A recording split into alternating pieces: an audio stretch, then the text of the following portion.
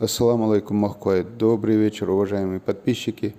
Рассылается сегодня, 6 декабря 2019 года, вот эта вот рассылка с аудиосообщением о том, что между Невинномысском и Курсавкой совершил аварию чеченец Хакимов Магомед Салавдинович.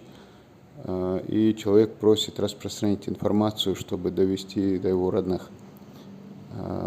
Слава Аллаху, с Хакимовым Магомедом все в порядке. Он сам из Ачхой-Мартана.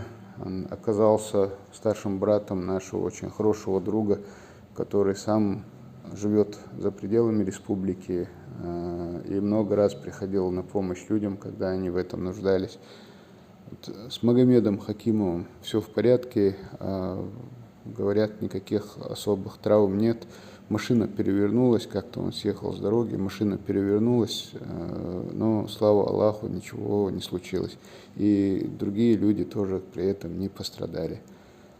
Родственники в курсе, они сейчас направляются туда, некоторые уже находятся там на месте. Все, что нужно, делается, поэтому большое всем спасибо, просьба не переживать и не пересылать эту информацию. Вот сейчас дам послушать то самое аудио. И большая просьба на будущее. Вот человек, который записал, судя по голосу, он из Дагестана. Большое спасибо этому брату, который вот так вот и помощь оказал, и распространил эту информацию. Единственная одна большая просьба будет ко всем нам. В следующий раз, когда мы будем вот так вот куда-то в группу записывать сообщения о каких-то чрезвычайных происшествиях, все-таки говорить дату, число и год. Салам алейкум, группа. Здесь авария произошла между Курсавкой и Невинномысской.